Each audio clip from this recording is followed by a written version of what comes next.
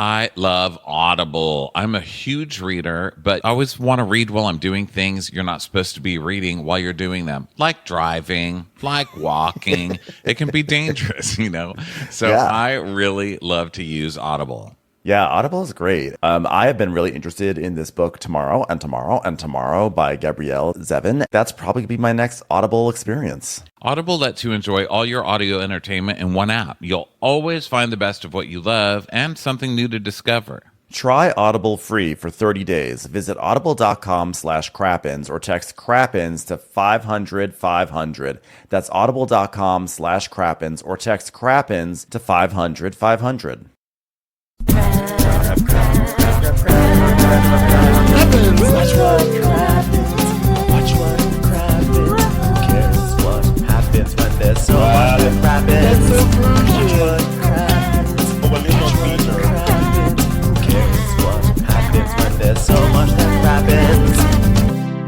Well, hello and welcome to Watch What Crappens, the podcast for all that crap we love to talk about on your bros. I'm Ronnie, and I'm with Ben, the gorgeous, talented, and today COVID-stricken Ben Mantelker. Hi. Hello, my little lamb. I wish I was there to wool you. Oh, thank you. I am here. I'm drinking a nice mug of tea. And for people who are watching on video, if they look at my mug, they might recognize something. Do you know what my mug is? Somebody doing a handstand. Yeah, it's a headstand. One of our listeners gave this to me. Headstand. Maybe I think to both of us. It is a mug of Caroline Fleming doing a headstand on Ladies of London. That's amazing. Isn't that amazing? It's so good. I'm literally drinking the tea because we are talking tea. I'm urban, wild, and crazy. We did a 2-part Real Housewives of New York episode this week, so that's already out. And this is Atlanta. Sorry to be a little late, but we did take Labor Day off. Yes. So that's why we are also having to, because we took that day off, we're going to have to cut something from the schedule this week. And guess what wins? It's the show that's on 2 episodes a week for no fucking reason at all. And even though it's a brilliant show, we're saying fuck you this week. Listen, I have COVID. I'm pulling the Ben COVID has card. COVID. I need to rest. Okay. I really need to rest. So we're putting Below Deck Down Under on the back burner for this week. It'll be back next week. I apologize to everyone. I'm sorry, but I have to pull the sick card on this one. But also, guess what? It's not only COVID. It's also it's a holiday week. Also, so many housewives. And when it comes down to it, this show is always going to choose the housewives over everything else because this is our Bravo, okay? This week we have New York, Salt Lake City, the premiere of Salt Lake City, which is amazing. And Atlanta reunion, which was hilarious. It was. Plus Real Housewives of Orange County, which looks like it's going to be amazing as well. That's 4 housewives. Didn't even realize. Housewives win. Housewives win. Sorry. Every time. Yeah. So, but genuinely, I'm sorry for those who are excited to find out what happened to the guy who was. I haven't watched it yet, so I didn't see it last. I went to sleep before it came on the air last night. So even I'm wondering what happened to that poor man who was having a seizure at the end of last week. So we'll report back on that, I'm sure, next week when we do our proper recaps. Well, also, like, if you're waiting for that, Google it. Like, literally, Is he like, alive? if you care that much, Google it. Is that I gentleman don't alive? care. Now, I don't care. Because you know what? People die. So, I don't know him. I have enough to worry about over here without worrying about some stranger on Below Deck. You know what? You didn't feel good. Stay home. That's what I say. Now, listen. What if he did die? I hope he didn't I die. hope he if didn't you die. really did die, I'm sorry. I hope he's alive. But I don't care. I want to If you say, didn't die, I don't care. in terms of like life cycles, Real Housewives of Atlanta, wow. Everyone's talking. Is this show going to get a reboot? Is it going to get a reboot? Who knows? But what I will say, though, is that, I personally have been ragging on this season. I've actually ragged on the past few seasons because I think the show has been not as good as it really can be. It's been actually like bad. And but that being said, credit where credit is due. This was a funny reunion. This was some hilarious shit that happened on this hour. Super interesting about the reboot talk. Kenya went on to Carlos King. Hi, Carlos. Hi, Carlos. We love Carlos. She went on there and she was basically complaining that they cut all of her storyline this year and that she had a huge opening for Kenya Moore hair care and they didn't show it and it's all production's fault. And so now you might notice that all of the comments online are like, fuck production. They need new production. Fuck them at production. Which is very rare to hear in comments, but it's so funny that Kenya literally got pitchforks and torches out for production because you very rarely hear people specifically calling for production to get fired. So good for Kenya because she really got people riled up. There was a TikToker who was great and made a TikTok going to Kenya Moore Hair Care and showing us that it is still not open. So Kenya, whatever. And maybe it's for the construction, so she has the second floor opening. Maybe it's that. I mean, nobody really knows. But I just think it's very funny for Kenya to go try and rile everybody up about production and her storyline as if they cut anything good from this season. Kenya, your storyline was cut because you didn't do shit this season but play with your kid and show up to collect your and check. fall over. Let's stop pretending that you did any fucking thing this season except act like you were too good to film with anybody else. You went to the hospital 2 times. I cannot with you. But that all said, she's still an impressive manipulator that she can get everybody riled up against production. Kenya is like, she is like a gift. She is one of the greatest villains we've ever seen. She is so good at what she does, but I firmly believe that ever since this divorce, she has been presenting a version of herself that will make her life easier in the courts. And I think that unfortunately that means she has become much less. She is not a compelling reality TV person anymore. She's trying to be very prim and proper sometimes. Sometimes she lets out the classic Kenya, which is where she just goes after someone in such a great manipulative way. But I think that I don't think we're getting the real Kenya. If we're not getting the real Kenya, I don't know why she is here. I love Kenya. I think that she is one of the pillars of this franchise. I think, unfortunately, she may need to go, at least until her divorce is all settled. Well, the reunion ended up being good. I had worries because this is the first part of it. Sonia getting out of a limo in New York going, bop, bop, bop, bop, bop, bop, bop, bop, bop. I was like, okay, I'm done. Yeah. This is done. I almost turned it off. I just said, this is going to be the show we're skipping this week. I can't. I was like, I can't stop trying to make bop, bop, bop happen. I've had it. I've had it with the pop, pop, pop. I wanted Sonia to work. God, last season, I really was pulling for her. I even hate Rice Krispies now. I hate them now. Even Snap and Crackle? Yes, because they don't do anything to stop Pop. Pop's just going. They just let Pop do whatever the fuck they want in public, and at some point, you have to be responsible for your friend acting out. Yeah, well, Sonia, I feel like her time on the show should be done. And I don't know. I don't know what's in store for this reboot. I'm sure. I don't know. Are we putting this up after? We're putting this up after Crappy Hour, right? So we probably will have talked about this. Yeah, this comes up Wednesday. We probably will have talked this all through. So the point is this.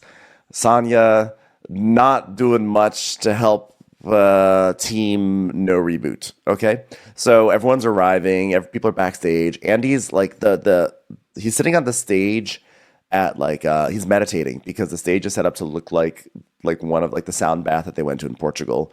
So he's meditating, and at this point I'm very, very, very concerned about what this reunion is going to be like. I'm like, oh man, they're already putting in so much filler. They're not going to have anything for us. So then Drew's hair guy is like, are you ready to gather these girls? And she's like, ready to gather them all at one time. It's like, oh God, Drew can't even fake being interesting for the very first part. We're in trouble. We're in trouble. And then in Marlo's room, she's like, I inspire these girls. These girls are happy every day I do this. And then we see behind Marlo, she has a chalkboard and it's called Ex-Con Affirmations. I am light. I am love. Kenya Moore is Kenya-less. What does that mean? Kenya-less? Well, it's something that afflicts your fingernails, maybe. Candy is old news. You got this. Live preaching OG. I fully missed that list. I'm so mad. So now people come out on stage. Sonya has a beautiful baby bump. So Drew is like, that's a blessing. And he's like, this is a blessing. I say that because I've got 2 kids. I'm a dad. I know about dad blessings. Ah! I can say blessings because I'm a dad now. Okay, who picked the color theme for this year's? Very What mermaid-y. happened? It literally looks like the backdrop of our video right now. It does. It's like the crap. Listen, we should love it. We should take it as a tribute. Not this season. Do not give me a color tribute on this season. What happened to the? It looked like a pinata through a paper shredder. It looked like a Smurf themed party pinata put through a paper shredder. It was very Little And to Mermaid. that I say, who shreds candy? Who would do that? So here is also a bad sign. Drew Sidora gets the #1 spot. I mean, I don't even understand how this happens. Someone online posted something that was like, I wonder if Drew Sidora's back hurts from carrying the whole season. I'm like, I don't think she She carried. did not carry the season. Please. just Are was you kidding? nothing else She going doesn't even on. carry the groceries doesn't even carry the groceries she doesn't pay for that fake ass chef to come cook for her for 2 days in a row. Drew carries nothing. They picked up filming on this season for Drew to say nothing about anything. Please. If anything, I mean, I don't think anyone carried the season. This is like the time in 9th grade when we went on a field trip and we went to like a ropes course and everything, and we had to learn about trust falls, and everyone stands up and falls backwards, and we all put our hands out, everyone catches everyone, and then we all did it, and then we're like, oh, Mr. Kober, our science teacher, we're like, Mr. Kober, you do it, Mr. Kober. So he put his hands up and he fell backwards, and I guess everyone thought that everyone else was going to be doing the holding. He fell right through all of our hands and smack onto the ground. Yeah, this is like when I was 6 years old and I woke up in the back of my parents' Suburban in the garage. You know why? Because I got really fat at that point. And at nighttime, I said, carry me. And guess what? No one did. And I woke up in the back of the car. That was me. No one carried Ronnie, and season. no one caught Mr. Kober. No one held anything. No one carried anything. Neither one of us ever trusted anybody ever again. So thank you. This season of Real Housewives of Atlanta. Hey everybody, I'm Andy Cohen. Welcome to the season 15 reunion. We're hoping this Algarve, Portugal helps us raise our vibrations. Can I get an I am loving it awareness to start? And then everyone's like, I am loving awareness. Loving it awareness. A very long sentence to have to repeat. What is he talking about? I'm loving awareness. Did you get a catchier opening? So Andy's like, Candy, great to see you. I'm glad we weren't too booked and busy to join us today. I'm sure we cleared this date with Don Juan many months ago. Ha, ha, ha. Yeah, Sheree, you look quite refreshed. Ha, ha, ha. Why'd you get a new boob put on your forehead? And Sheree's like, well, I was having an issue with breathing. So I said, well, you fix that. Give me a little tweak on my nose. And they actually reshaped my fibroids into a nose shape. And then they put them on my face, Andy.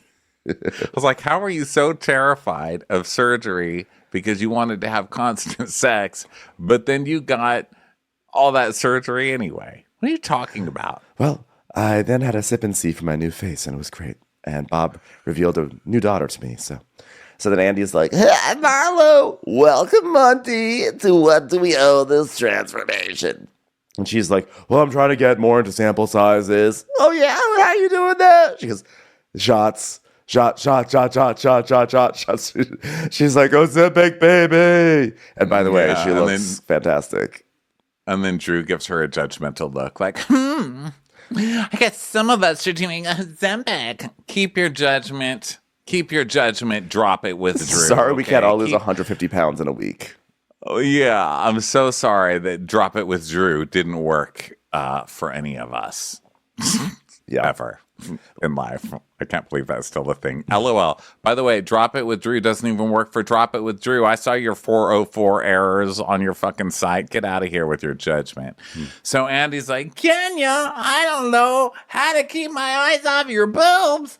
And it's a rare treat. You have an underboob. That's nuts. Ah, it feels so good to talk like this. I've been in my best behavior for 4 years and I'm letting it all out again. Boobs, boobs, new face boobs, new lost weight. Wow. Drew, you're still boring. How's it going with you? And she's like, better, Andy, better. And he goes, yeah, well, we're going to get into the specifics of loving vaginas later. So you and Ralph are in the same house right now, huh? And she's like, yeah, it's very awkward. It's very difficult. It's very challenging, Andy. But what was it like after you guys got the divorce? Sonia is due on Christmas Day. Wow, I'm sure your family loves that. You can make even another day about you.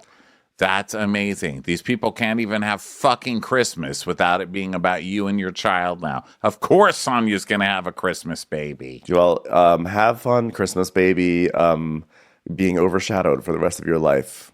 Exactly. Have fun having your Christmas presents double as your birthday presents. That's going to be a thing for you. I say That this is as a a Hanukkah true baby thing. myself. Yeah, that is a true thing. So, Andy is talking about Sheree. Okay, so we're immediately going into the segments because, as you guys might have remembered in the past 20 whatever episodes, nothing happened. So, let's just jump to our first segment, which is Sheree's promising segment, starting out with Martell, leading to fibroids, leading to nothing. Nothing. Mecca, Ever. Bob bringing around a new daughter. So Andy's like, so what's the story with Bob's daughter?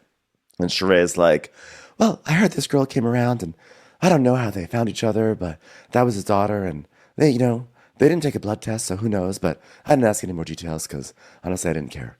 And Oh, you didn't care, really? So you came on national TV just to suggest that that's probably not really even his real daughter, just for fun? Because it seems like you care. Who else would say that?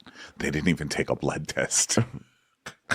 it is funny. So then Andy's like, so why didn't your kids tell you? And she's like, they probably knew I didn't give a shit. I mean, I don't know. We're divorced. This is someone that he got together with way before me. So I don't know. I don't care. She didn't make it into She News Daily. Yeah, and Candy goes, that was pretty crazy, though. She goes, yeah, I mean, it was a jerk move for sure. Okay, well, let's move on then, I guess. So Andy's like, okay, well, and speak on it, both you and Drew accuse Sheree of giving more face, specifically Drew's face, Candy, because he said she looked just like Sheree. So Candy whips out her phone, and she's like, let me be clear, I was speaking about a very specific picture, Andy, when I said that Sheree stole Drew's face. I just meant in that one specific picture. Yeah. Because Candy's innocent, never does anything wrong. And Andy's like, well, this sounds like a compliment. And Sheree goes, I'm telling you, that was one of my worst pictures. So she thinks I look ugly. She looks like me at my worst. So, guess what? Dookie from Dookie says, Sheree, you say Martell has big dick energy, but do you mind that he's still spreading that big dick all over Huntsville, Alabama? Also, do you have any pictures or videos for verification? And she's like, he's kind and respectful with me, but I did have to pull back because he's got so much mess. And Andy's like, too much noise, huh? And she's like, yeah, too much noise. And Kenya goes, but don't you care about the revenge porn, Sheree? And she's like, I don't know how accurate anything is, but yes, it was noise. And she goes, oh, well, in case you didn't hear, he's threatening to release revenge porn on his ex, Andy. Sheree's like, Classy guy. Well, Martell gets classier every second. and Sheree just ignores it. She's like, well, we still talk and we still hang out and I really liked him, but I like me more. So everyone's like, yay, Sheree. I love when Sheree's like, yes, woman power. She was, I like him, but I like me more. And everyone's like, girl power. Meanwhile, she's fucking dating a guy sending revenge porn on the last woman he dated. Yeah, girl power, Sheree. Really killing it over there. But this is the first time that Sheree has actually gotten out of relationship, like after only like a year and a half, as opposed to like 4 years. She's not out of a relationship. She's still dating that guy. She's just saying that so everybody gets off of her ass. That's probably Which true, again, too. That's your storyline. You have one interesting thing going on, and it's this guy being a total dickbag all over the world, and you refuse to talk about it. So, first problem with the show, congratulations, you're fired. So then Andy's like, so statue from of Liberty in a thong says, Kenya, why did you wait so long to reveal that Martell slid into your DMs? Are we still talking about this? And Kenya's like, I didn't think it was serious. If it was casual, it didn't matter then. Then why would you give me the information? I gave you the information when you said you were dating. And Marla's like, was that the time or the place? And Shreya's like, well, you're supposed to give that information before, so I don't go in that direction. I mean, how am I supposed to know that I should use Google and type in his name? I don't know how to use the computer. And Kenya's like, it was irrelevant, Sheree. It's time for a commercial. It's time for a Crappens commercial. Hey listeners, you need to know that Wondery's shocking true crime podcast, Over My Dead Body, is back for a 4th season, Gone Hunting. This newest season covers the story of Mike Williams. It was Mike's 6th wedding anniversary when he set off on a hunting trip into the gator-infested swamps of North Florida. He figured he'd be back in time to take his wife Denise out to celebrate, but he never came back. Friends and loved ones feared he met his fate through bad luck and a group of hungry alligators, leaving his young family behind. Except that's not what happened at all. And after 17 years, a kidnapping, and the uncovering of a secret love triangle, the truth would finally be revealed. Enjoy Over My Dead Body, Gone Hunting on the Wondery app or wherever you get your podcasts. You can binge all episodes of Over My Dead Body early and ad-free on Wondery Plus. Get started with your free trial at Wondery.com/plus. I want you to picture Steve Jobs tinkering with a computer in his garage, Walt Disney drawing cartoons for his high school newspaper. Every big moment starts with a big dream, but what happens when that dream turns out to be an even bigger failure? Each week on Wondery's new podcast, The Big Flop, host Misha Brown is joined by different comedians to chronicle some of the biggest failures and blunders in pop culture history. Each episode will have you thinking, why in the world did this get made? From box office flops like Cats the movie, to Action Park, New Jersey's infamous theme park that had countless injuries, many lawsuits, and rides so wild it became known as Class Action Park. Or Quibi, that short-form video platform with an even shorter lifespan. It's a story of a spectacular failure with lots of surprises along the way. Enjoy The Big Flop on the Wondery app or wherever you get your podcasts. You can listen to The Big Flop early and ad-free on Wondery Plus. Get started with your free trial at Wondery.com/plus. So then Andy says, well, you've given many interviews where you point out that Kenya doesn't have a man. Do you want to remind Kenya of that right now, that Kenya doesn't have a man? By the way, Kenya, you don't have a man. And she's like, well, she's saying that Martell gave her a certain energy and it was unfair because she didn't have a man. And I'm saying, well, you know, next time bring a man with you then, if you have a problem with fighting without a man. And Kenny's like, well, I wouldn't want a man that speaks to his wife like that and treats women like that. Really? Because you married Mark. And you married Mark when he was speaking to women like that and treating women like that. We saw it on television. So you might want to get on a lower horse. Find a lower horse to ride, ma'am. Okay, you're getting a nosebleed. Your horse is too high. So then Sheree says that Roy has all sorts of different women around town. And then Kenya's like, well, the same could be said about Martell. And then he says, well, I think it's great that you had the strength within yourself to cut and run. But please tell me you got some dick pics. I'm telling you, I really want to see some of that shit. So let's just take stock here. We've got Kenya faking a relationship with Call Me Kale, and we've got Sheree faking a relationship with Martell, or more accurately, faking not having a fake relationship anymore with Martell. And we've got, who's the other fake relationship? And Scott Lee. And Marlo and Scott Lee faking their relationship. Drew and Ralph. So that's a lot of faked relationships this year, guys. Also, just Courtney and Reality. and her fake cousin relationship, because that's not real either. They're not really even cousins. Manana and so relevance. let's also. I was in LA this past week for a visit, and guess what I did? I door dashed Call Me Cal, because there's a Call Me Cal in LA, which I didn't know, and I got 2 things to try them out: bland and tasteless. Wow. Okay, so there's your quinoa dish has no taste. Do we not know by now to flavor some quinoa? Your Greek salad was fine, but how can you make a lemon dressing with no flavor? It's literally made out of lemon. Terrible review for Call Me Cal, also known as Cal Me Crazy, but we like to call me Cal. Call me by your name. Cal me by. Calling me softly. I was eating my quinoa, and Timothy Chalamet started fucking an overaged person right in front of my bowl. So that an was overaged person. So Andy then turns to Kenya and goes, "Okay, Kenya, please tell me your divorce is final." And she goes, "Well, I wish I could say that, but Mark recently filed contempt charges against me, and he was trying to say that I was preventing him from seeing his child. And there was another issue where he cited where Marlo was kicking the door, and he used that against me as well, saying I was putting Brooklyn in an unsafe situation." And Andy's like, "Well, what's your reaction to that, Marlo?" And she goes, "I felt awful. I apologize to Brooklyn for being in the middle of our bullshit." And Kenny goes, "I'm sorry, you did what? I don't even understand what you're saying right now."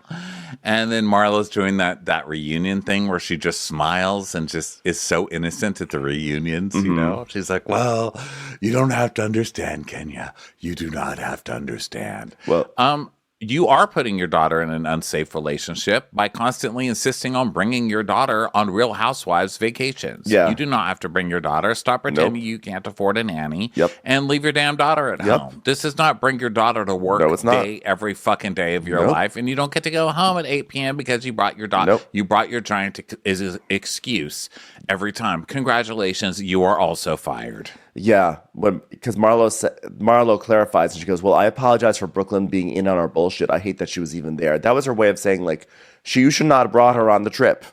No, because she originally said, I apologize to her for this being on bullshit. But then she goes back and says, "I hate that she was even there." She's like, "Why are you bringing your child on this trip?" Yeah, and I agree. This is not a trip for children. I don't care if you're like, the kid is sequestered off in a room with a nanny. I'm with you. You get a nanny. Get a nanny. Get a fucking Get a nanny, nanny. dude. Okay, and you know who deserves an apology? The Hyatt Place, who had their door kicked. That's who should have a restraining order. The Hyatt Place of Birmingham.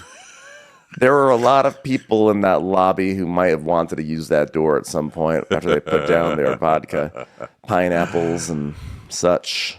So now Kenya's doing this whole, which first, just to go back to what Kenya said, he recently filed contempt charges against me saying I wasn't allowed him to see my child. Well, you might want to allow him to see his child then. Not to be on Mark's side, but I'm just saying that this whole thing she is now trying to pin on Marlo when that was the first part of it. But now she's like, "Oh, well, you have to come to court now because you kicked on a door. And so now I have brought a subpoena. Hand this to her, Andy. It is her subpoena." And Andy reads it because Andy's learned his damn lesson. And there is not a damn thing on this page. It is blank. This was up there with the letter that Adriana handed over to Andy that said, dear Adriana, I am scared for Marisol is abusing me. She's doing terrible things. She's beating me. And I'm afraid that if I don't get out of this situation soon, I am going to die. Signed, Marisol's liver. No, I disagree with you because that was one of the most amazing moments in Housewives reunion history. This is just Kenya being fucking like lazy and lame and not actually bringing anything to the reunion but a blank piece of fucking unfilled out paper. A blank. She printed out a subpoena form off LegalZoom and tried to pass it off, but Andy's like, "It's blank." I mean, it's kind of like when people ask me to write down all the storylines from this season. It's just blank, you know?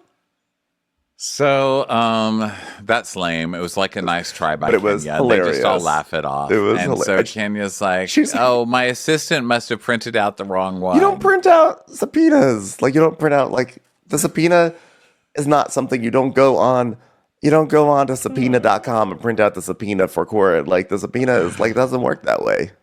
And he's like, yeah, I do not accept this in evidence. And Kenya's like, well, she's going to be a witness for me. You can be held in contempt if you're not.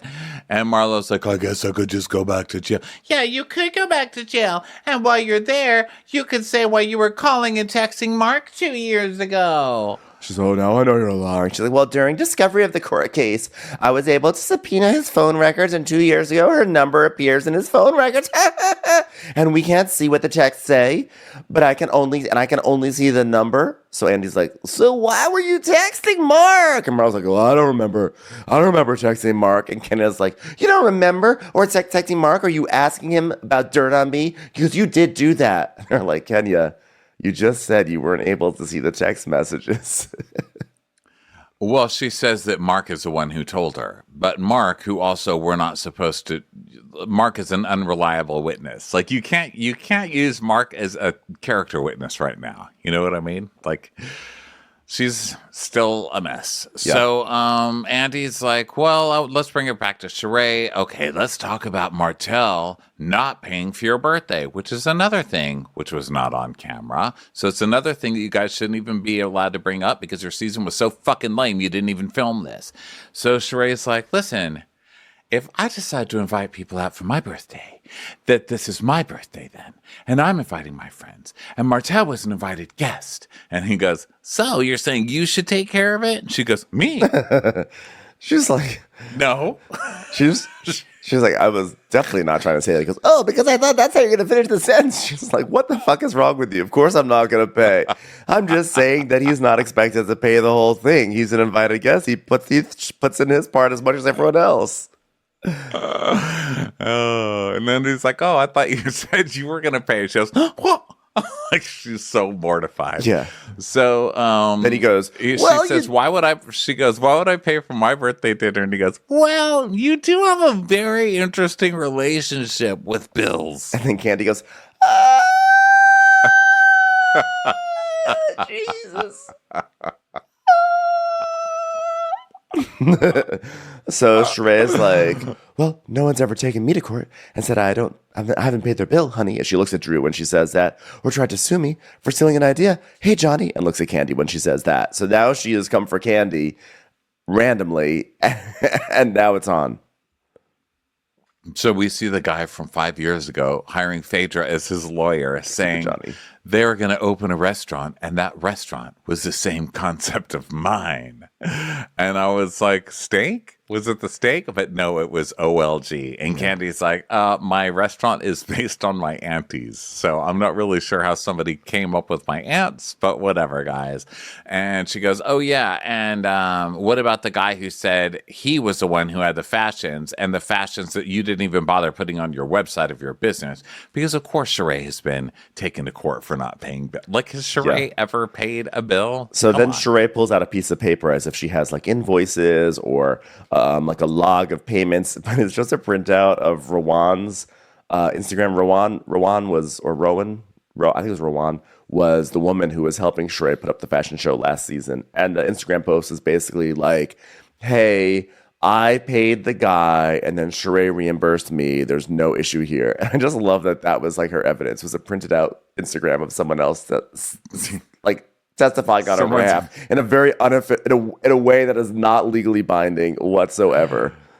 By the way, this is the third person who's whipped out a piece of paper as evidence. Just sit on filing cabinets. Why are we even bothering anymore? Just have everybody come out. They need to make like filing cabinets with cushions on top. Who was the first person to do this? Was it Anna from Miami when she pulled out like a manila folder against Leah Black? I think that she started it, but I could be incorrect. I would love to. Please like and subscribe and write in the comments who was the first one to start bringing pieces of paper to reunions. Thank you very much. So Sheree shows her Instagram post, and then she's like, so there were fashions for the fashion show, and he also has the transfer to his bank with proof and receipts. So don't believe everything you read on the internet, except for this, which is something that was read on the internet. I know. But it counts differently because I printed it on actual paper, and paper is not on the internet. Candy's like, but the fashions on your runway, half of them are not on your site. And Sheree's like, so what? Why are you so bothered by Sheree? Go mop the nasty ass floors in your restaurant. Mop the nasty ass floors. I can confirm those floors were actually pretty dirty. We can confirm I remember feeling those that they floors were need a dirty. mop. Yeah, they were couldn't even be mopped because it was carpeted, which is also sort of a weird thing. Then Candy goes, girl, don't. And Sheree goes, they're oily. They're oily. And Candy says, worry about your new drawn on face or whatever you've got going on over there. And so now Sheree stands up and like comes for Candy, but no one really believes it. And he's like, okay, sit down. And she's like, you could never. She's like showing off her body on her face. She's like, look at this. You could never. And Candy's like, you're talking about butt shots or whatever. You put all the shots in your face. But Candy's kind of like she's getting messed up on her own words. So she's having these sort of like janky reads, but Sheree's doing janky reads also. And everyone's like, okay, you two, you just all sit down.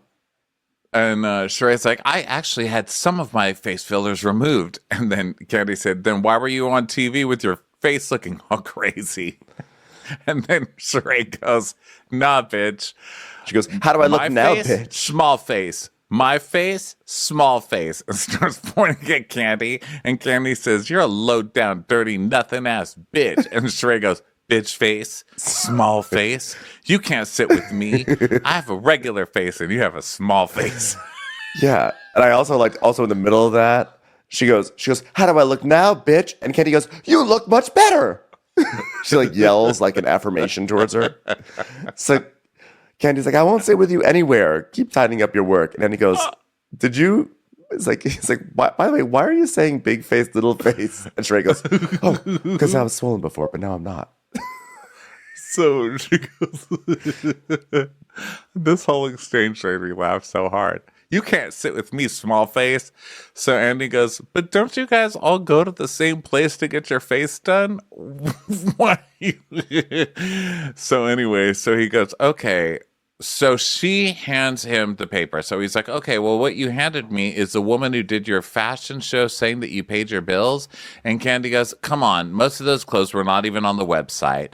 And so Sheree's like, well, what do you care? And Candy says, because you came from my business. And Sheree says, well, focus on your business. And she says, but I do. And she goes, then why do you keep having shootings? And you know what? And then she brings out more papers. And then Drew goes, not pamphlets. And she has printed out newspapers. It was like the newspapers I printed out in 7th grade when I just bought Claris Works. Well, I didn't buy it. My parents bought it. I knew you were bringing up fucking Claris Works. I wrote it down in my notes. Did you really write down Claris Works?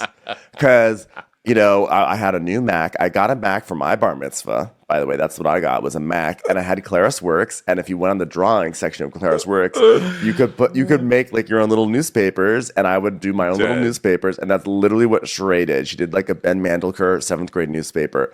And it was called the She News.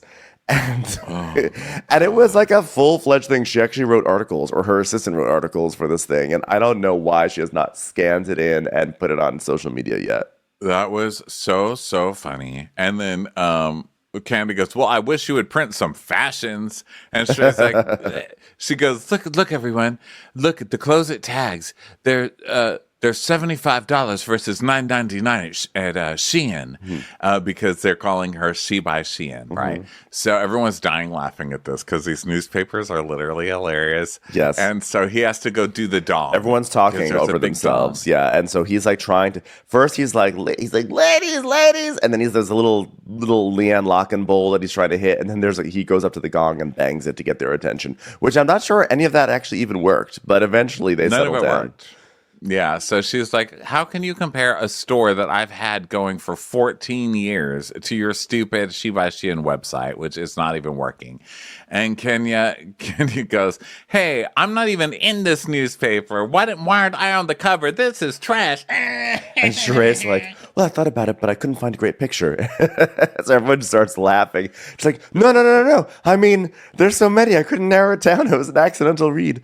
So then Andy's like, okay, well, I want to point out that the first 6 pages of the She News are devoted to taking down Candy's restaurants, and you seem to have put together any bad reviews or any articles that are unfavorable, and then the last 2 pages are devoted to tags. Your store, 14 years. So, which is still going strong. It has some fashions from Shein and AliExpress. It's a great publication. Who said that newspapers were dead? By the way, I died that she just went and copy and pasted bad Yelp reviews and put them into newspaper. I am subscribing to this newspaper. I love the idea of just like a deep dive on shitty restaurants and then some shade on a store.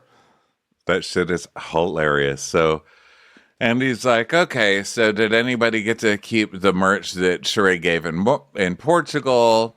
And so she brings out like a bag for Drew, a She by Sheree bag. There's so many props in this reunion. Yeah, a lot of props, and there's a present inside of it, and it's a clacker that says "and scene." Yeah. And then Drew starts cracking up, and Candy actually says, "Wow, Drew, you just said something pretty decent. Who's been helping you with your reads this year?" Which I liked because I thought that was towards Sheree. Because I thought it was right. About like that would make more sense, but somehow in my head it just made more sense to Drew. Andy's like, okay, so we're done with the prop comedy, all right. So Drew, despite a year filled with family drama, you stepped it up. Get it? Through it all, you proved you were good. I didn't get it. Step up, because she was in Step Up. I think there was a Stomp the Yard. It was Step Up. So Andy's like, so we go through the Drew segment, Drew's terrible fake video and her fake marriage or her fake everything Drew. Everything so it's you Drew's already know.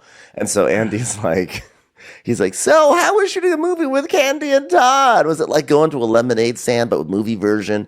And she's like, it was a lot better than I thought it would be. I mean, 10 days, that's a very aggressive schedule, but it was top tier. I mean, the food was great, the trailer was great, the director was exciting for him to do his first movie. He actually normally works at TJ Maxx, so that was exciting for him, and he was really top tier. And Andy's like, well, Candy, what did you feel when you heard Drew say from now on she's only doing Lifetime or above? And Drew's like, oh my God, give me a break. I was tired. Sorry. I was talking to my assistant. And Candy goes, good luck with that.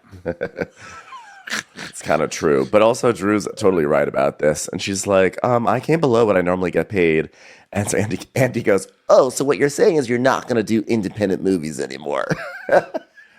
Yes, yeah, I'm looking forward to seeing the Pass debut at Sundance next year. Also, well, it was on Peacock. I mean, that's not so bad. I mean, they had this whole big Peacock tie-in for this movie. Yeah. They're releasing major releases on Peacock. And also, Marlo mentions, like, I heard that she only got paid. Oh, Sheree says, I heard she only got $10,000 for all of that work. And Candy's like, we paid her more than that. Wow, 10 grand? I believe that. I believe they made so much money, and this is why people are striking. This right here, that you make this whole, and granted, it was a shit movie. It was not a good movie. I watched the whole thing. But they put this whole movie on Peacock. Candy and Todd made a lot of money from that movie. And you're going to give Drew's acting, was it worth more than 10 grand? It was not worth more than $10. It was terrible acting. Well, maybe Drew got some points on the back end.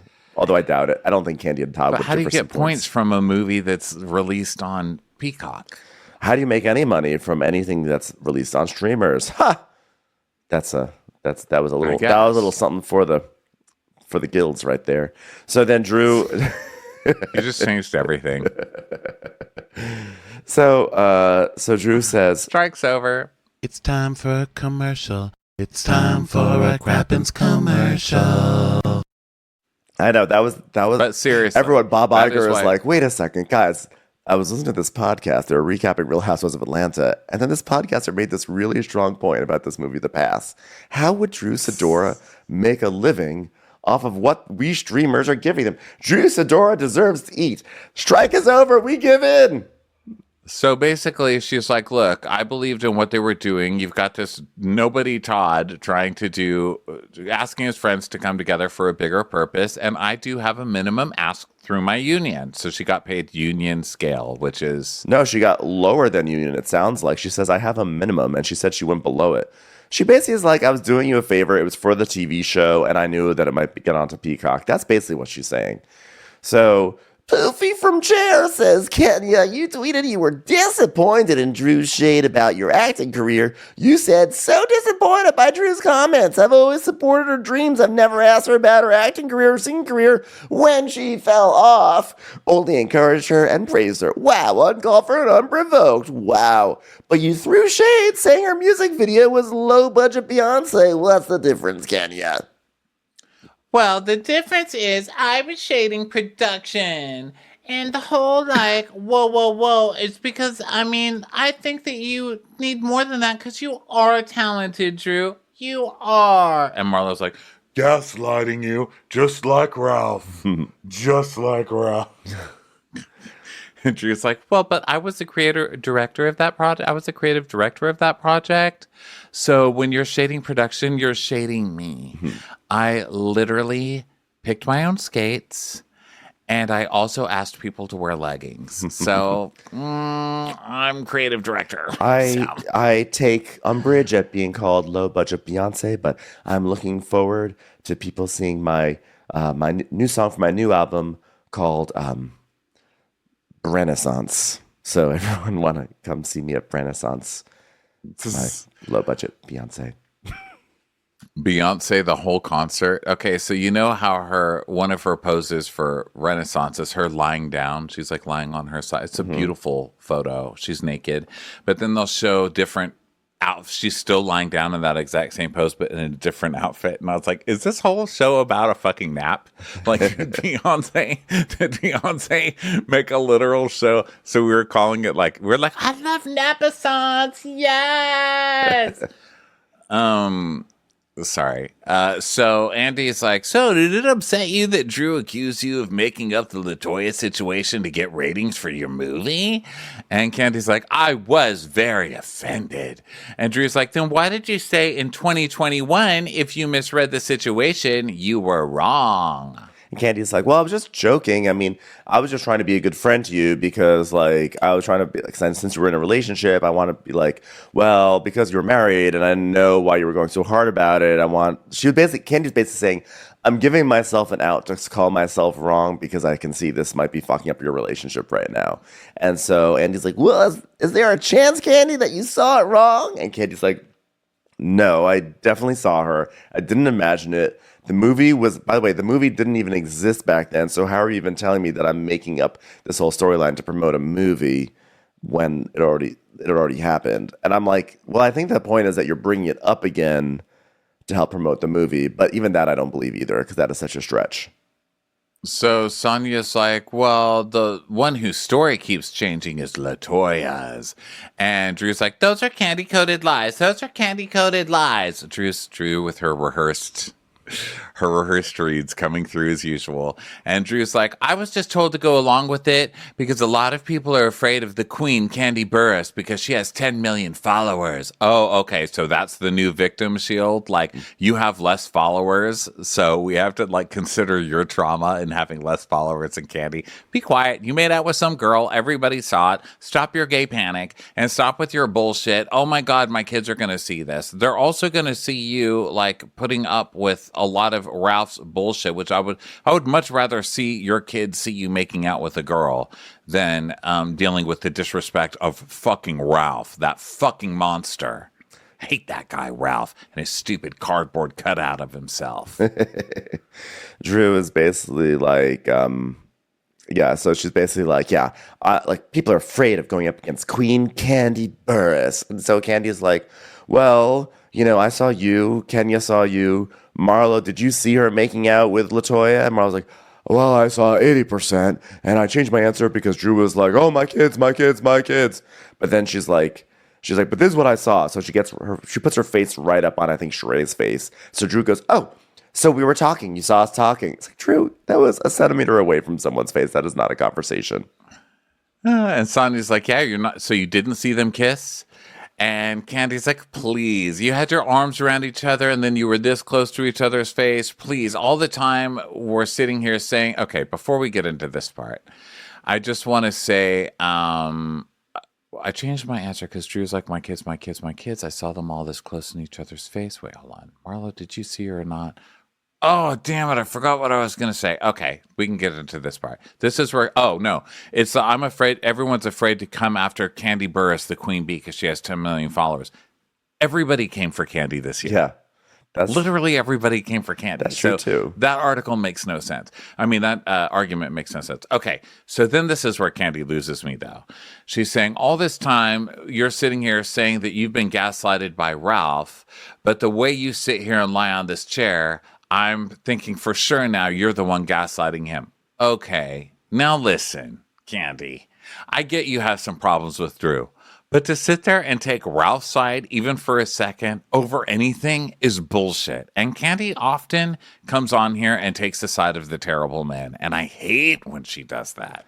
Yeah, I don't think that that Drew is gaslighting Ralph. I think she's a liar for sure because she lies about things. Look at Drop It with Drew. I think that Drew is like a grifter and a liar for sure. But Ralph is the actual gaslighter here.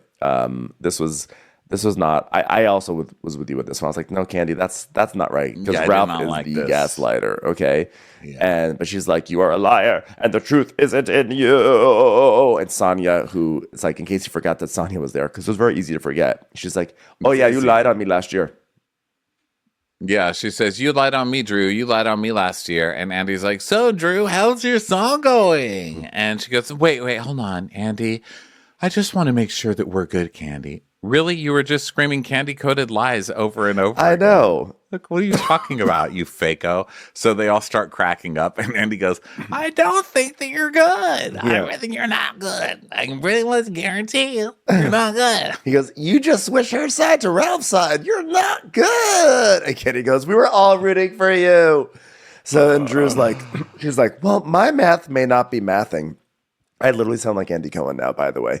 She's like, you know, because half the reunions, Randy Cohen shows up sounding like he just took a hit from a bong, which is what my COVID chest sounds like right now. So Drew's like, my math may not be mathing, but where did I lie? I mean, except for the amount of weight I lost. I mean, other than that, I haven't lied on this show whatsoever. Producers immediately show footage. That's a huge lie when your whole business is called Drop It with Drew. That's a literal fraud. By the way, you could go to jail. And then the producers they show footage in 2021 where she goes, I've kissed a girl before. And then 2023, I've never kissed a woman before. So he asks about the song again, and she's like, oh my God, it's amazing. It did 100K in one day, and it just got put on BET, which I don't understand that. Well, I can't wait for everyone to hear my follow-up single, Hazy in Love. And of course, cozy blankets. All the women who are not in relationships. I can see a corona of light around your head. Paddleboard. So break my inner essence. So Andy's like, and you do realize that South Africa's in Africa now, right? Drew goes, cracks me up every time. Drew goes, I can own it.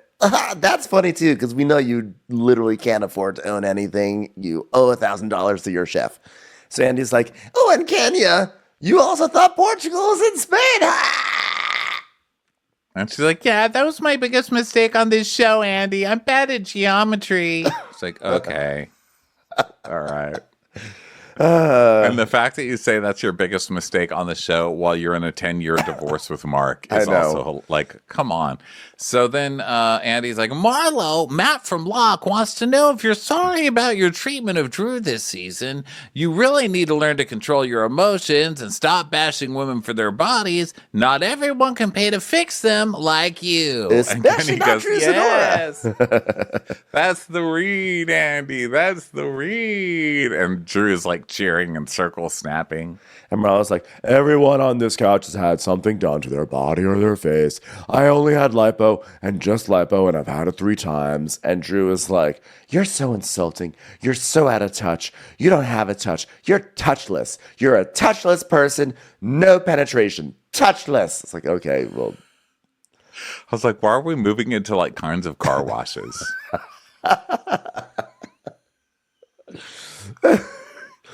You are like a premium experience where we'll be wax on the undersides. Drew is terrible at this. Like it is, I'll have to say, Drew is fun to watch because she's so delusional and such a compulsive liar that it's funny watching her set up her life being one way and then completely just going downhill. Like that is a classic sign of a good housewife. But God, the reading is just. I mean, it's fundamental. Like, that needs to be a part of it. And I'm sick of settling for less. Like, Drew does have all this other stuff going for her, but these reads are just, you are touchless. Well, also, Marlo's not so great at it because she goes, also, her reads come from gay panic. She's like, oh, yeah, you like to touch a lot. You like to tongue kiss. You like to tongue kiss girls and deny it. You like tongue kissing girls and you're ashamed to admit it. You kissed a girl and you liked it. Da, da, da, da. And he's like, okay. Well, Drew, you couldn't give us many details of your divorce in your final interview. Are you ready to give us a little bit more information when Ralph joins us later? Can you explain why his head is shaped the way it is? I've wanted to know for 3 years. We got to get to the bottom of this. Was a tiny hat put on him when he was a baby and still had a soft head, and then just left on his head for years while his skull actually formed into a hard skull. Was he forced to a conehead convention when he was very, very young? So Drew's like, I have children to protect, and we're still married, and I believe in the sacrecy of that. Like, the sacrecy is not a word? Is sacrecy a word? It's not a word. I'm looking it up. It's not a word. Don't, okay, I already looked that up. Sacrecy is not a word. I believe in the sacrecy of secrecy. But it's best when it comes from somebody holy who's like, I come from a church family where I sing in church and I believe in sacrecy. Yes, I believe in sacrecy, which is why I became very, very impassioned about a random preacher's marital issues 2 years ago that had nothing to do with anything, but forced it onto the show. Prophet Lot. What was his name? Prophet Lot. Was that his name, Prophet Lot? Oh my God. Because he may have had an illicit affair with LaToya. We should have known then this show. That was the harbinger. How did we not know? Like, the reboot should have happened right then and there. Although that was hilarious. But that was also classic and hilarious. It was hilarious. Like, that was a terrible season on its own. But God, that part was so funny. That's the same part where she showed up to the party where everybody had to spend $1,000 and she brought a mixtape and a boombox. Yeah, she thought it was like a gag gift night, and then it wasn't.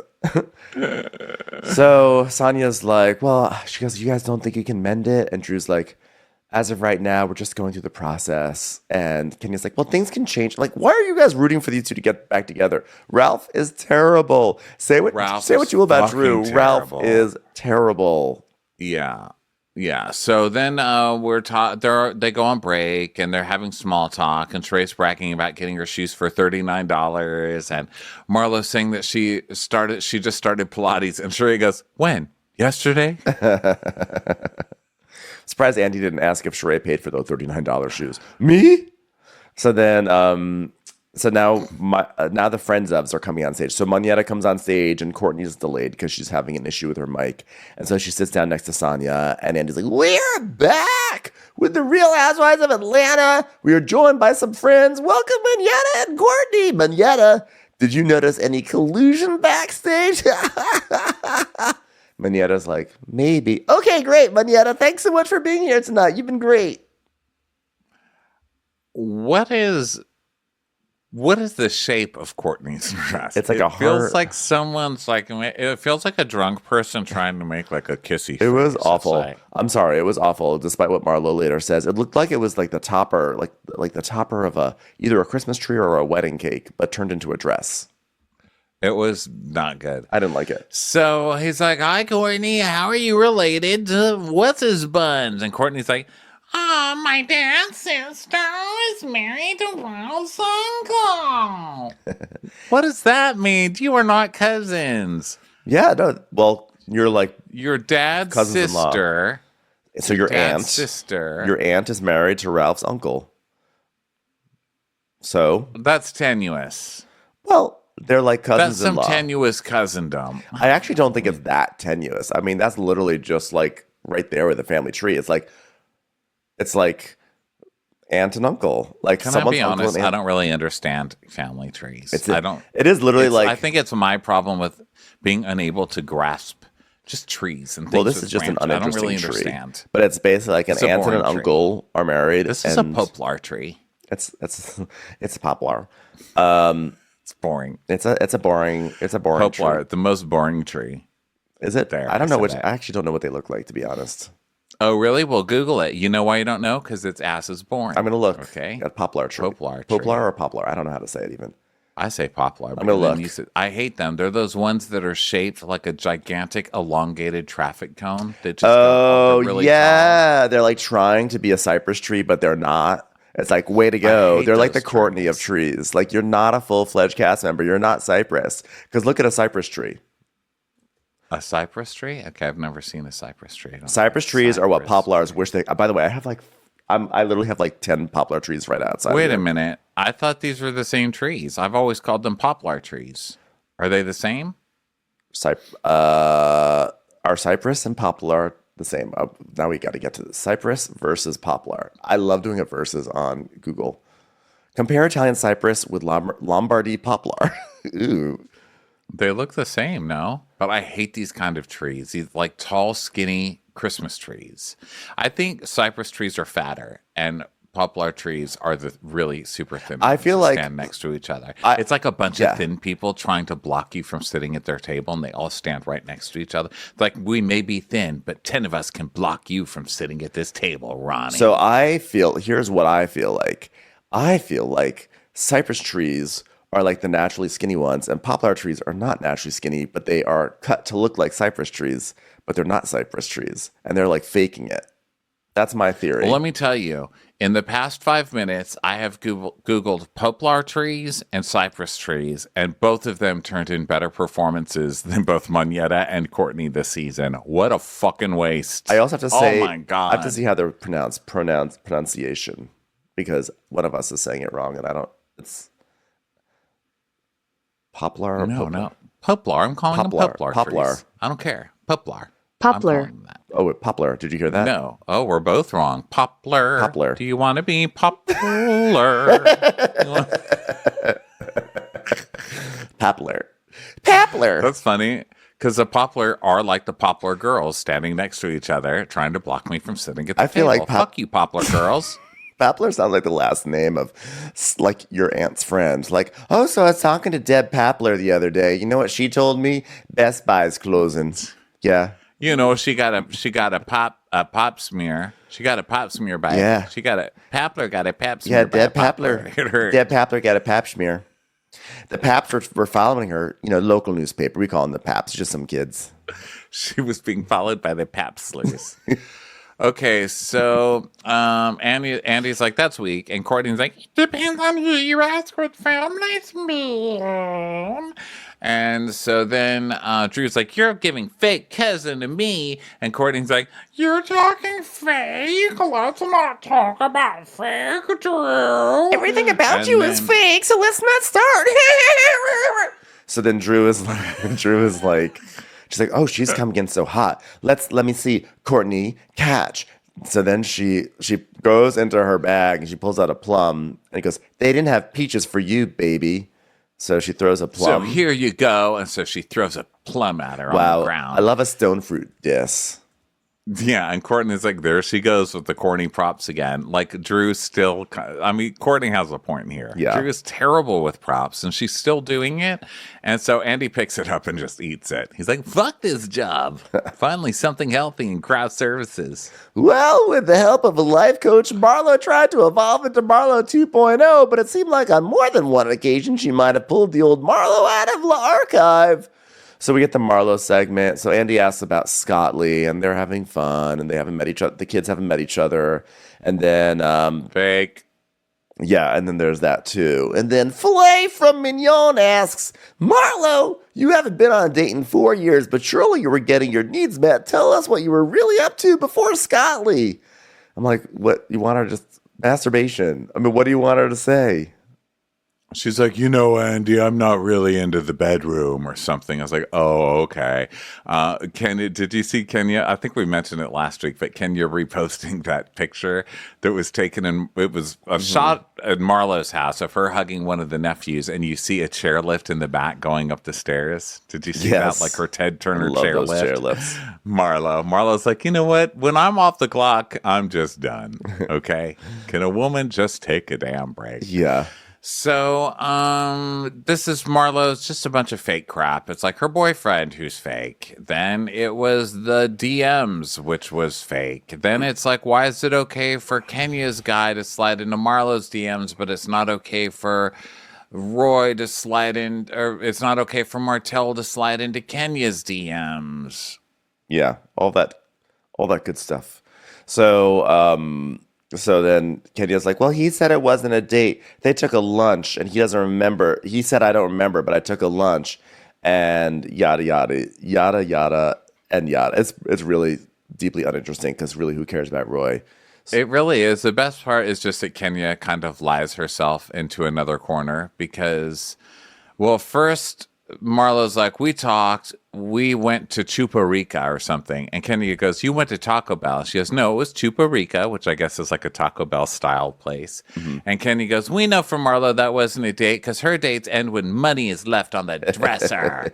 And he's like, okay, but come on, it had to annoy you that he went out with Marlo. And she's like, it was a long time, didn't speak to her again. And then Andy said, but then why didn't Roy come on the show? And Kenya says, because he was offended that Marlo said that she was the one who popped his cherry.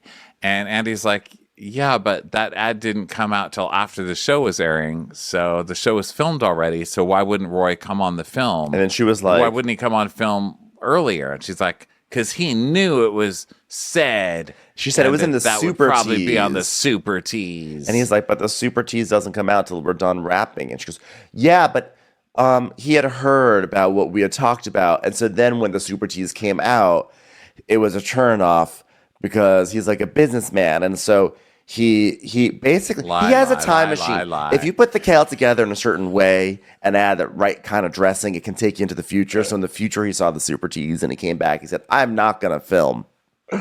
So everybody's just going to show up and lie. It's bad enough you guys didn't show up and do your damn jobs all season. Now you're just going to show up and lie about literally everything. Yeah. This is ridiculous. Now, I will say, it's also very funny.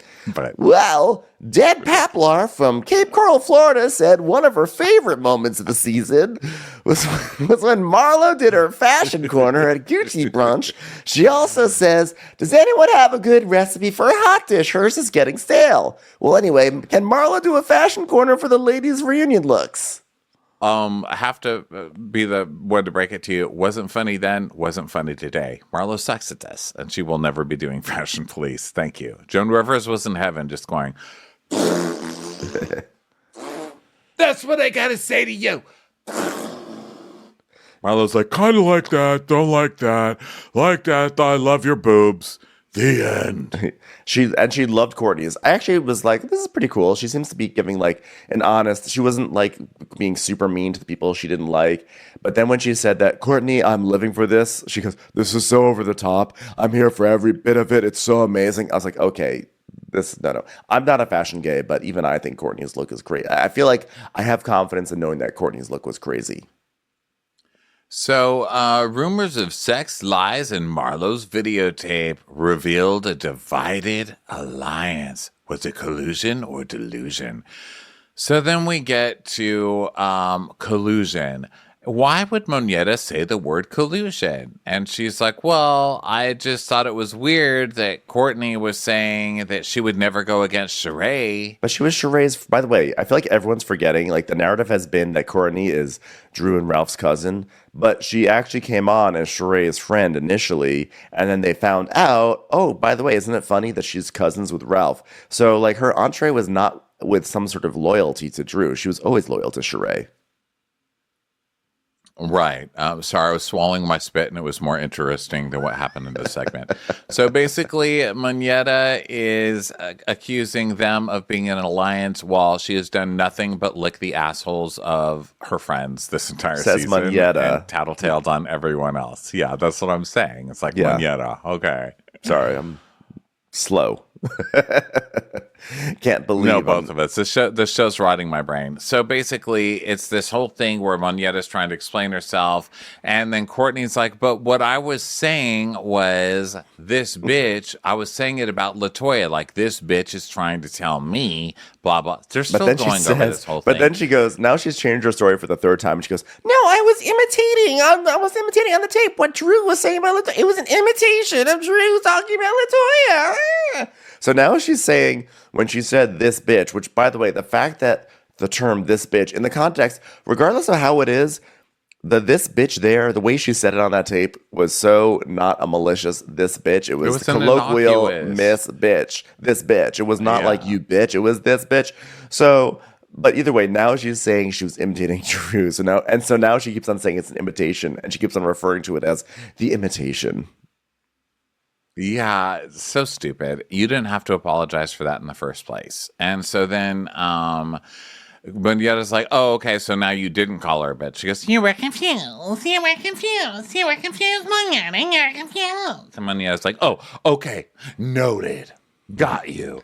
So then Boris from Yeltsin says, "Candy, how did you feel when Courtney called you ghetto while Sheree and Sonia laughed?" And Sonia's like, she did not say ghetto, which she didn't. That's not a great question. Candy's like, "We didn't know each other. And obviously, if Sonia is talking about me, she's telling me this, but she's also laughing while she's telling, and I know that she didn't stick up for me. That's what bothered me. This other lady, I don't even know. I don't care what she wants. And Sonia says that there was precedent for this because a couple of months prior, when Drew posted something on Instagram that said hair flipping on the flip flopper, which was like flipping the hair on Sonia, and Sonia showed that to Candy to be like, "This is fucked up," and Candy was said like, "By the way, don't be mad, but that's kind of funny." That's when now Sonia was like, "So I thought it was cool that we could laugh at yada yada," but that's not really the same thing. Like, it's one thing if you say like, "This is so obnoxious," and someone says, "Actually, it's kind of funny," versus someone like maligning your business and then you laugh along and then to their face you're like, "Oh yeah, Courtney was saying this," or just acting like you have their back. I mean, I actually don't think that. Well, Sonia's notorious for that on this show, though. Yeah. She acts like she's your friend, then she takes everything you told her and uses it against you to stir the pot. You know, I mean, and she's kind of trying to earn her check. I get it. I don't think she's malicious. She's just so boring. She's maliciously boring. Like, unless she's being this boring to like just torture me. I think she's entitled to laugh in that moment. I think where everyone gets into trouble on these shows is where they start making these declarations of having so-and-so's back. I mean, look at Salt Lake City last year. Everything's about like, "But I've got your back. I'm a ride or die. I'm a ride or die." So then the moment you declare this quality that you have, you know, now you have, it's like the perfection test. And the moment that you like don't truly have someone's back every second of the night, now you get like raked over the coals at the reunion, and that was Sonia's mistake. She should have just been like, "Yeah, whatever. I thought it was funny. I thought what she said was funny. And if you want to deal with her, you deal with her." So then Moneta Cloris Lee from Chmen says, "How does it feel knowing Marlo did try to slam a door now that you've seen?" Of course, Marlo tried to slam the door. Okay, we all know this. Door it's slam so gate. Stupid. Oh my God. So then they start going through this whole thing. And then Moneta's like, "You guys were like hyenas standing up for Marlo when she clearly did it." And Sheree's like, "Well, but you were behind her. So if she slammed the door on you, then you would know. I was trying to keep the peace. And so you're calling me a hyena, and that's out of line. And you call me a gaslighter. I was 3 people behind. I couldn't even see." Sheree's argument is so twisted. It's hilarious. She's basically saying like, "You can't call me a hyena because you should have known that whatever I said about this door was irrelevant because I didn't have a good vantage point. You had the vantage point, so you shouldn't have even cared about what I said. So therefore, you shouldn't call me a hyena." It like was so twisted in its logic to exonerate her when she basically butted her head into something that she couldn't see, and she made a declaration about something that she knew nothing about. But she's like, "Well, it's not my fault I did that because that's the best that I could see." And then Drew goes, "Okay, but then after you saw it, how did you feel?" She goes, "Oh, she slammed the door." she did slam the door. So then Moneta's like, "Okay, well, I see you I see you standing up for her, and that upset me. And Sheree's like, okay, well, you need to go with your instincts more. Then that's what I can tell you. And she goes, okay, note taken. If someone slams a door in your face, you need to have more confidence that they were slamming a door in your face. You shouldn't have to come to us to verify it. So then why was the filming late night in the hotel room an issue when they're on a reality show? The issue is that the cameras went down and they think that they're able to let their hair down and do whatever the fuck they want. Unfortunately, none of these people remember Bolo from just 2 seasons ago, where they're still talking about the stuff that kept going on after the cameras went down. So Andy's like, dumb. Andy's like, he's like, Marla, why would you send the footage to LaToya? Which I think is a dumb question. Of course she's going to send it to LaToya because Drew is suddenly acting like she didn't make out with LaToya, even though it was like stated previously. So she's going to act like she didn't make out. So she's going to be like, hey, can you believe this is what Drew is saying about you? So to me, it makes sense. Whether or not it's a nice thing or a good thing to do to send a video behind someone's back, that's a whole other issue. But I understand why Marlo did it in that moment. And so Marlo's like, well, LaToya would be honest and tell me the truth, which is also funny because LaToya is always been so slippery. Changed her story. LaToya will say whatever it takes to get onto TV. And the season that she was on, that's all she would do. It was just say shit to try to be on TV. Yes. So she says, yeah, she'll be honest. And Andy's like, well, I want to talk about Maneta's bitch video. Why did you take that so personally? And Drew's like, because I didn't do anything to warrant that. And everyone said that she was, up there, like, fighting for her life. Like, veins are popping out. I mean, it was a lot. Like, I mean, she was like a singing soprano. I mean, like, she was really, really going for it. And Courtney's like, keep lying. Verifiable, unverifiable, fake cousin, verified. Yeah, and then Andy's like, well, Courtney, why did you admit that you called Drew a bitch if you say you did it? And she goes, because she was getting on my nerves. Oh. All right, well, Blanche from Devereaux says, Kenya, can you explain the trip to Birmingham? I mean, we're on Bravo, not TLC. Why did you subject us to this? It seemed like you were out of the loop regarding every event of your trip. Were you ever planning to record the halftime show in the first place? And she and Manetta claimed they were rehearsing for weeks and that they'd even gone down a few times to work with the band. So apparently they had, but I don't know. Don't believe it. Well, Chuck E. Cheese says, Candy, do you even want to be a part of this group? Because you're always leaving early or you're not attending anything. And she's like, listen, I was in a very intense situation with my group, which was very public because it was a spinoff television show. Ding, on this channel. And so I was ready to, come into the season. I was ready for the smoke. And it's not that I don't want to be here. I just bit off more than I could chew, Andy. And I think this has been, listen, all the cast was on Candy for not being around and not doing anything this season. I thought this was one of Candy's better seasons. I mean, I love she fought Candy. with people a lot. She almost beat the crap out of people a couple of times. I thought when she did show up, she fought. She didn't just refuse to argue with anybody. People threw shit at her all season, and I think she handled it really well. I think the people who are haters just can't handle that Candy can talk her way out of anything because she's not wrong that much. And when she's wrong, she just says sorry and then moves on like it was no big deal. Yeah, I think that like in terms of people who don't show up or leave early or things like that, Candy is like really not one of the most flagrant violators of that. I think like Portia, Kenya, Nene back in the day, I feel like we saw more of that with them. But, she was, Candy did definitely have some issues with that this season. And she's like, yeah, I bit up more than I can chew. I mean, that's, what else can you want from her? I mean, that's really, she's like, yeah, it was my bad. So then Andy's like, okay, well, Manetta, you told a story about how Drew had a crush on Ty, the lesbian from the past set. So did that lead you to believe that they'd become involved? And Manetta's like, well, when I saw the things, I didn't know what to believe. And then that's why I was trying to get in touch with Drew. And once I did, it all made sense. And Drew's like, yeah, I was just joking when I said that. I mean, we're doing a movie about a lesbian lover. So like we're on the set joking. It was just like a joke. Okay, you know what? Then fuck this show. Because it actually makes sense what she's saying. But Yeah. like, so Drew's not having an affair with this chick. Then why are you guys making all of your ads about Drew's lesbian affair and Drew's this and that? There's a lot of gay panic, on Bravo in general, especially this show. And that's not cool. Fuck you guys. Like, your season already sucked. And so now you're going to like hype up some fake gay drama to get everybody all up in arms. And now your answer is like, it was nothing. Yeah. It's just like an offhanded comment I made. Reboot it. This show is basically one giant spinning beach ball at this point. Control, Alt, Delete. Yeah. Reboot. So Drew Totally in favor. Drew says, "Oh yeah, I've been in favor for a few years." Drew's like, Courtney doesn't know anything about me and Ralph, and she just met Ralph yesterday, and Ralph and her, he's been coaching her this whole season. A lot of things you said were things that Ralph said, and I'm going to say this one time. Don't you ever in your life speak on my son. And so then now Drew is... Oh, okay. Now it's all about speaking on your son. Yeah, so now Drew has pivoted to this because Courtney on her hot mic had said, like, okay, go, like, adopt... Well, actually, she has a point in this one. I just remembered what was actually. She said, she had a point. Yeah, she said, like, okay, go adopt this kid so then she can go off and have, like, her gay romance, whatever she said. So Drew did not like that, obviously. Yeah, and she had a right to. I'm sorry for saying something snarky. I forgot she actually did say that stuff. And Courtney's like, I didn't care. I didn't say it off the camera. I knew the cameras were on. Whatever. But also Courtney just said, I didn't say anything about your son.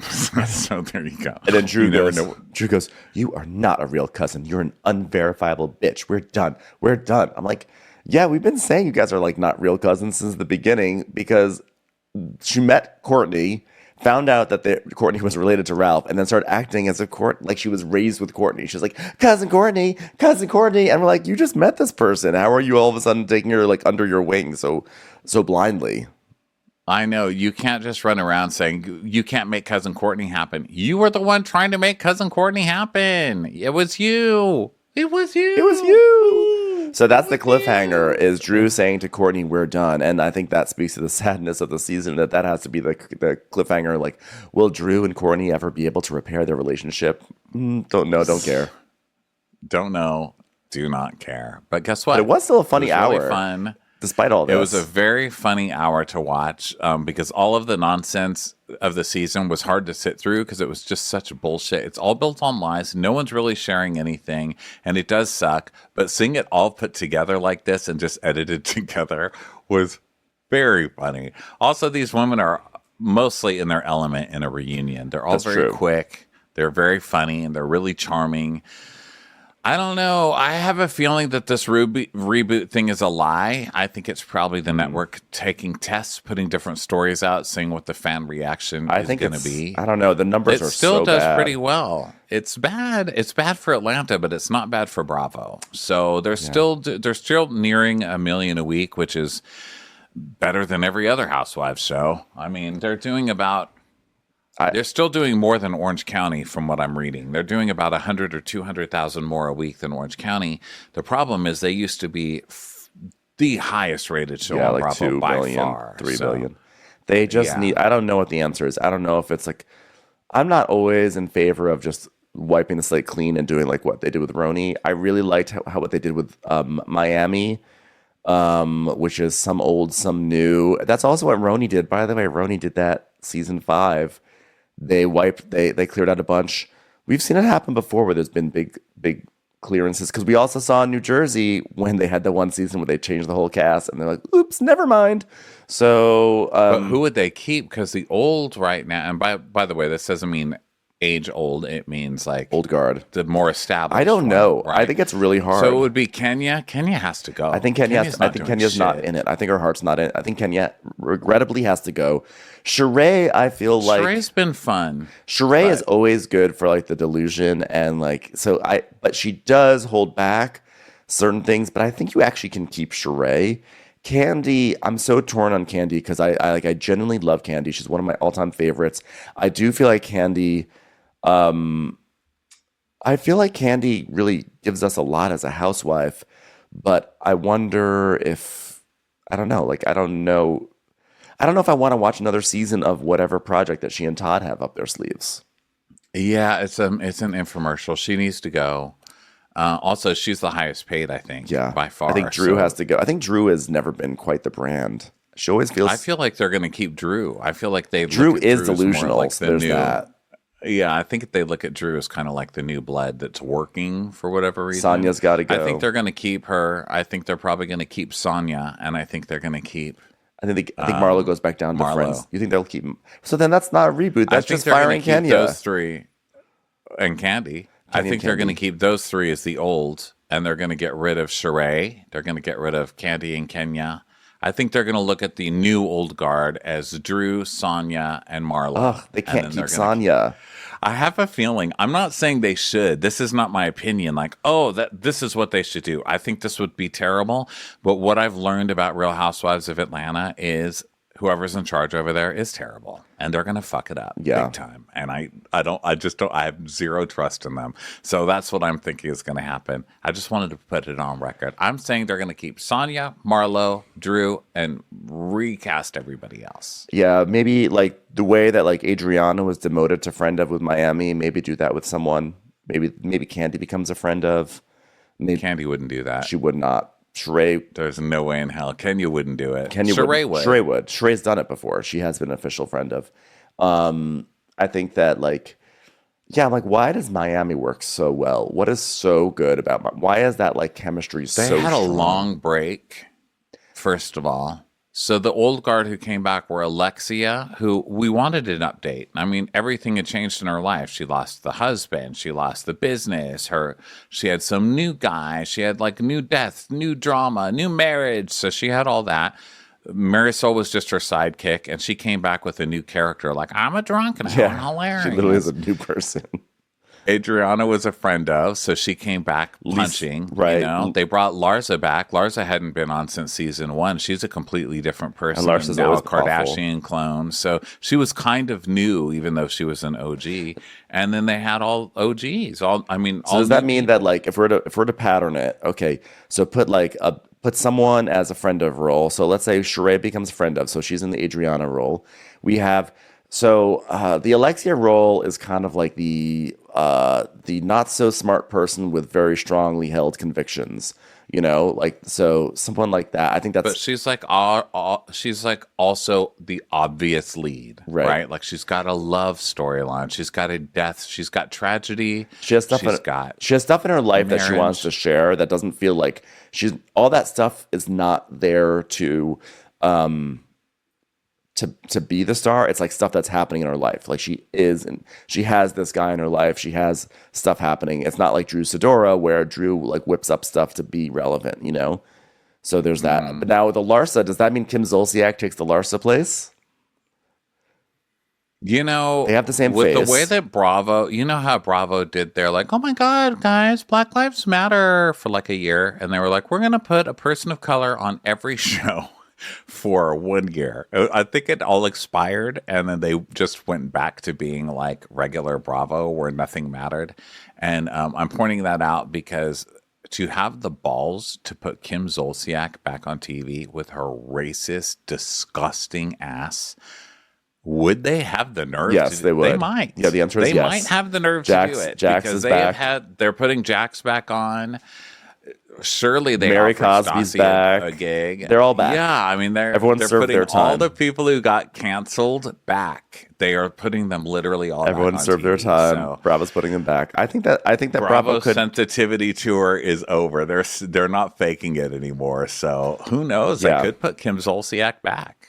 I mean, I think this show could use like a big trash box like Kim Zolciak. It doesn't have to be Kim Zolciak, but like a real like. They could do Portia. That could be their OG. I don't think that Portia. They could get rid of everybody and do Portia, Kim Zolciak, and. Portia is so good. Why do I feel like they're going to keep Marlo? They love Marlo, and they're giving her another hero edit this year. They might keep Marlo because Marlo make tries. her look like a fucking hero. Marlo tries, and I think they appreciate she fails. that. She just fails. So, like her reads are bad. Everything about Marlo is just failing. Yeah, Portia. I don't know about Portia. I feel like Portia withholds like everything that happened with Simon and everything.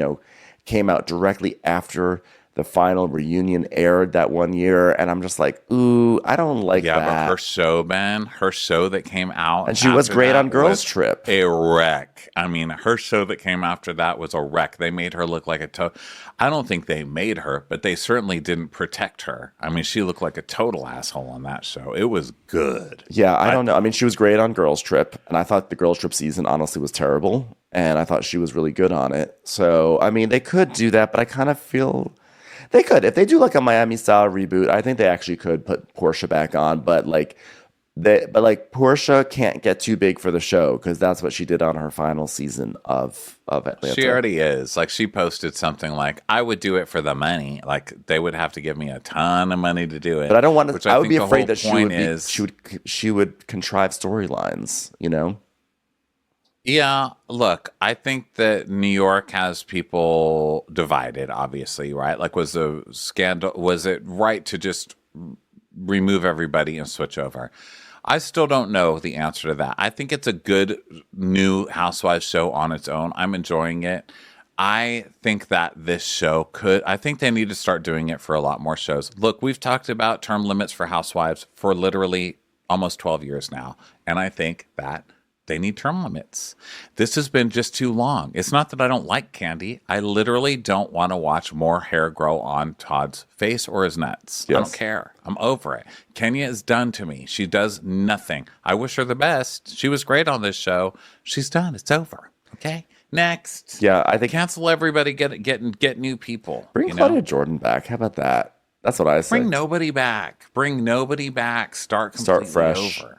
Yeah. I don't know, whatever it is. If I have to genuinely say, like, who are the people whose lives I want to explore more? I'm not gonna say Kenya. I'm not gonna say Candy. Honestly, I'm not gonna say Sheree either, because I can't say, oh, this person's got to say it because they're so funny.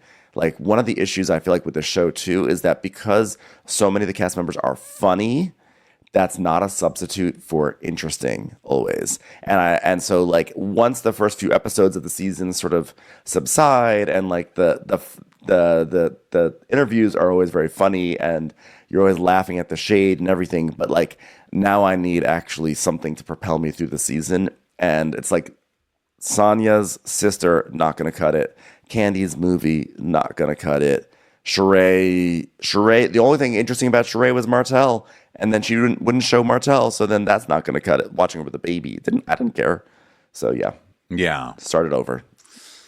Well, we'll see. We still have next week's reunion, but all the negativity aside, God, they're so good at these reunions. The reunion was great. A really fun hour to watch. Really funny on the telly. So this is my all-time favorite Housewives. The first 7 or 8 seasons, 9 maybe even, were some of my favorite on TV. So I believe in you, show. I believe in you. Come back to me. And in the meantime, you guys come back to us. We are skipping Below Deck Down Under this week, but we will be back with Salt Lake City. We will be back with Orange County and a bonus episode just catching up on bat mitzvahs, Beyonce's, and trips to La La Land. All that good stuff. We love you guys. Bye. We will talk to you next time. Bye-bye. Cough, cough. Cough, cough.